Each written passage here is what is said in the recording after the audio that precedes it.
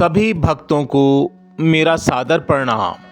आपका मेरे चैनल आपकी किस्मत भोलेनाथ के हाथ में हार्दिक स्वागत है।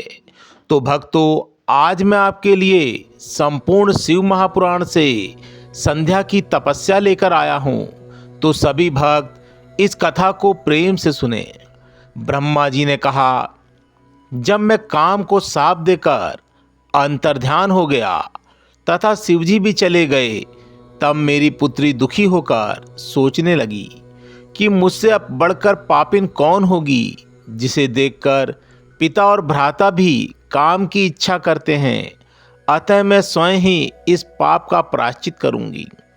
उसने चंद्रभामा नदी के तट पर स्थित चंद्रभाग पर्वत पर जाकर तपस्या की। तब मैंने अपने पुत्र वशिष्ठ को वहां संध्या को दीक्षा देने भेजा। तब वशिष्ठ जी ने उसे शंकर भगवान का मंत्र जप करने को कहा कि इससे तुम्हारे सभी मनोरथ पूर्ण होंगे। ओम नमः शंकराय मंत्र से ओम बाद में लगाकर मौन होकर तप करो और मौन होकर स्नान तथा शिवजी की पूजा करो। केवल जल का आहार करो।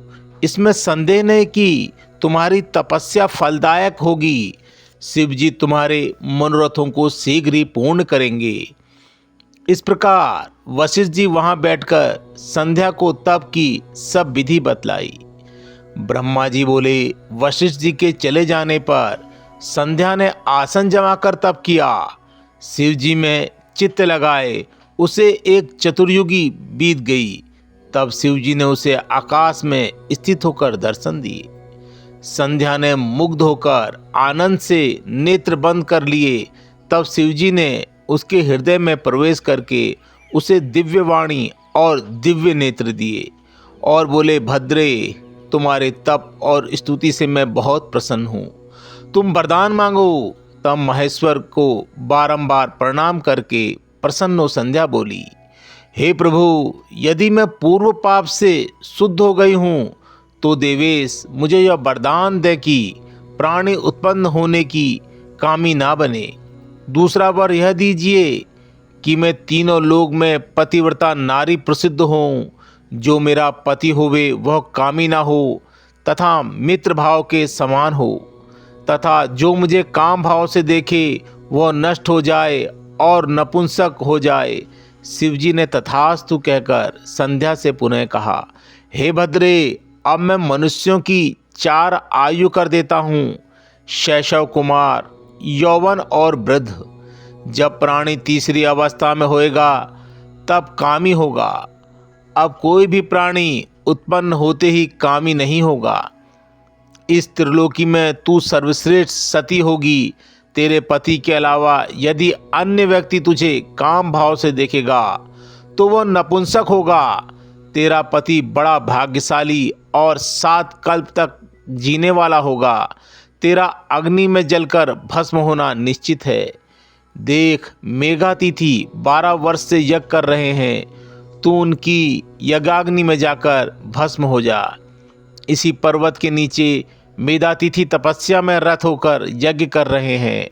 तू जैसा पति चाहे वैसा संकल्प मन में करके अग्नि में प्रवेश कर जा।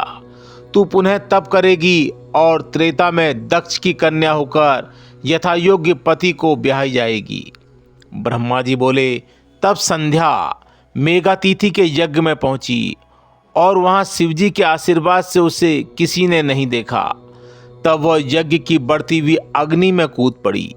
उसे कूदते हुए किसी ने नहीं देखा। उसका शरीर तत्क्षण भस्म हो गया।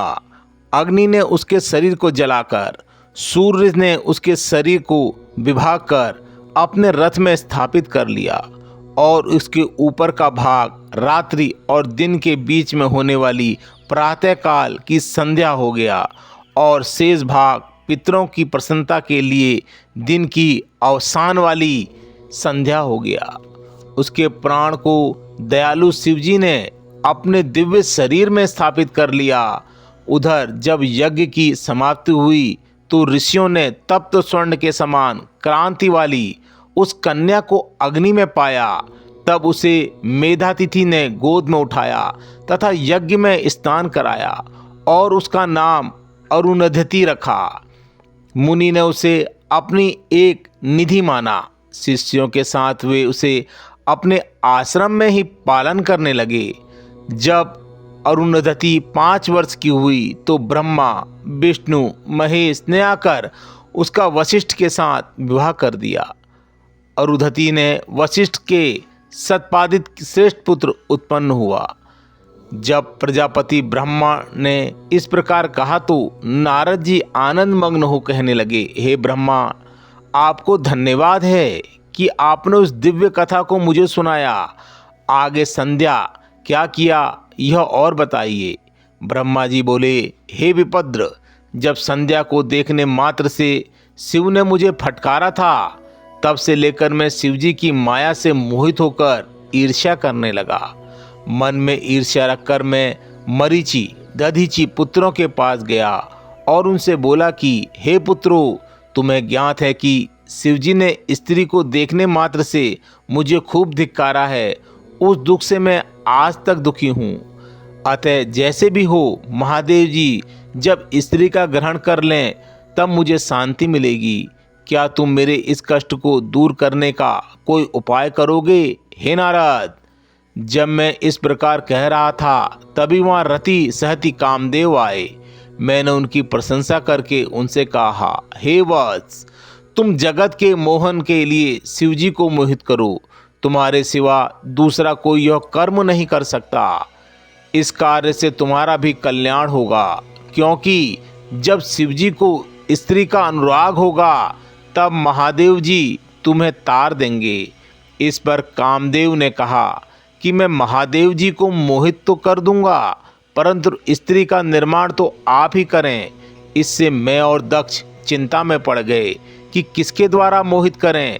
फिर मैं मेरी चिंताग्रस्त श्वासों से जो वायु निकली उससे पुलकित ताम्रदेव वाला सुंदर नासिका वाला पुरुष उत्पन्न हुआ। मैंने कहा, हे मंथन, यह रमण का हेतु होने से बसंत नाम वाला है। इसको तुम अपना सहचर समझो। इसके बाद ही तुम रति को लेकर शिवजी को मोहित करो।